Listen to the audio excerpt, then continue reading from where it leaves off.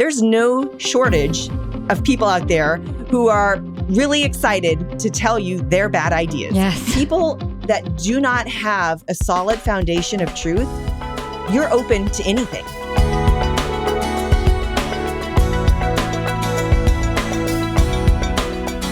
How can bad thinking, we talked a lot about teaching our kids good thinking, but if we don't do this, how can bad thinking lead to bigger issues? And it's really, I was just having some deep thinking because you've inspired me to think deeper on the bigger things. But I realized that, say, for years and years and years, we've taught our kids evolution, and not you, not me, but the school system. Yeah. And I, for years, was like, people just think, oh, you know what? That's the only bad thing that's the only lie they're teaching in school. It's just evolution. When they come home, we're going to teach them creation. No big deal. It's just one subject.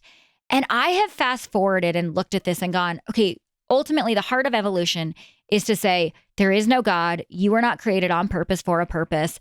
You're just no different than the sludge in the street that might have a live bacteria in it, right? And we fast forward that however many years evolution has been taught in our schools. And I look at the abortion and the transgender stuff that's being pushed now. And I really believe that it is a direct effect from all those years of telling people you have no innate value. God did not create you on purpose for a purpose. If you're telling people that, then why can't I be anything that I want? Why can't I be a boy or a dog or a cat? Why can't I murder a baby that's in my womb? Because it has no innate value. And I think so often we think just little tiny lies, little things. Like, it's just, my parents learned evolution in school, right? And they're in their 70s. My dad's almost 80. And that was in their generation. And it was like, oh, it's just one thing. We can just let it go. One untruth. But those little untruths grow and grow and grow. And they end up causing major, bigger issues, major damage. And so can you kind of share some either other examples or why it is so important that we don't let those little bad thinking things go, either in our personal lives, in our kids' lives, or bigger picture in our culture? Yeah. There's a quote, I'm sitting here trying to remember exactly how it goes. It's by Bill Jack. And he says something along the lines, bad thinking leads to bad ideas, and bad ideas have victims. Ooh. Right? It's something like that. I might not have that quite exactly right. But the bottom line is ideas have consequences. And when we don't understand what's behind these ideas, and when we don't take the time to think something out to its logical conclusion, okay, so if we believe this is true, right, then what does that mean? And then what is the repercussions of acting on that as if that were true? And you follow it out. We see this with socialism. Oh, socialism and communism, it's just never been practiced right. It's just never been done right if it was done right. Well, let's follow the mindset, right, the belief system that's behind that out to its logical conclusion. And it always ends in disaster, despair, death. Like there is no good thing that can come from it when you have understanding. Right. And so if we don't understand how to think rightly, anybody, we're susceptible to manipulation. We're susceptible to fake news, right? All the fake news. And who determines what's fake news? Well, if you don't know how to think well, it's just whoever shouts loudest, or whatever comes across your social media feed the most, or whatever your political party is saying that day, because that could change. Right. Now they're going to say this.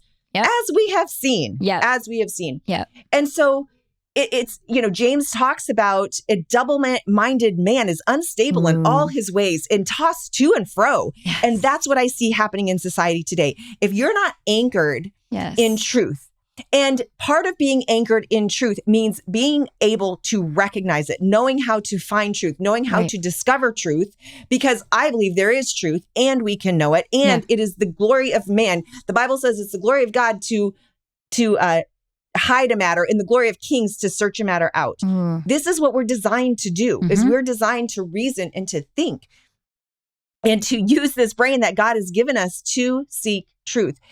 When we don't do that, now we're susceptible. There is no stability, like James tells us, unstable in all his ways. Well, what are we seeing? A a massive explosion of is mental instability, emotional instability.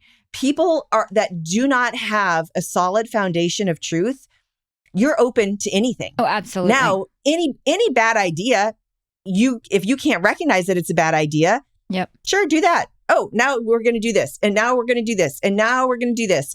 And there's nothing that you can actually build a solid life from. Right. And here's the thing. There's no shortage of people out there who are really excited to tell you their bad ideas, to get you on board with whatever it is that they're trying to sell, to pass, like advertisements. Oh my goodness. If nothing else, teach your kids how to think well so they don't get caught up in wasting a ton of money on stuff that's just being overpriced or sold to them that they don't need. And like, there's so many different ways that you've got to be able to recognize these tactics. You've got to be able to recognize when someone's trying to manipulate you, when you're being sold something that you really just don't need, but they know how to play on our human psychology. All of those things happen. And if we are to live a life based on that's stable and that's true and have good mental and emotional health, we have to be able to think and reason and recognize lies when we see them. Homeschool Insights is sponsored by CTC Math. If you're looking for a great online math program, visit ctcmath.com and try it for free. For more great homeschool inspiration and resources, listen to the Schoolhouse Rocked Podcast every Monday, Wednesday, and Thursday.